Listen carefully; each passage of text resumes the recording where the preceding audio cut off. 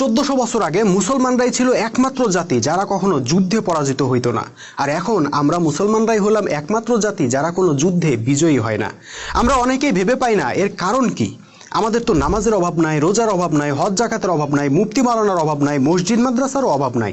তাহলে কেন এমন হইতেছে? এর জবাব পাওয়া যায় একটা হাদিসে। রাসূল সাল্লাল্লাহু আলাইহি সাল্লাম একদিন বললেন, শীঘ্রই এমন সময় আসবে যে অন্যান্য জাতিগুলো এই উম্মার বিরুদ্ধে একে অপরকে ডাকবে, যেমন করে খানা পরিবেশন করার পর একে অন্যকে খেতে ডাকে। একথা শুনে সাহাবীরা জিজ্ঞেস করলেন, ইয়া রাসূলুল্লাহ, আমরা কি তখন সংখ্যায় এতই নগণ্য থাকবো? তিনি বললেন, না, তখন তোমরা সংখ্যায় অগণিত হবে, কিন্তু হবে স্রোতে ভেসে যাওয়া আবর্জনার মতো।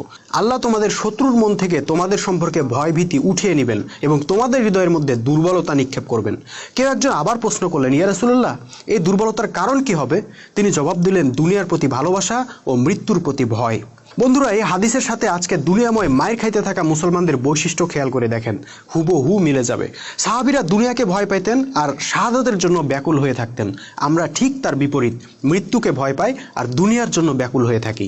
তাই ফলাফলও বিপরীত। সাহাবীরা অল্প সংখ্যক হয়ে অধিক সংখ্যক শত্রুকে পরাজিত করতেন, আর আমরা মাত্র 1 কোটি ইহুদি জাতির মার খাচ্ছি 180 কোটি মুসলমান।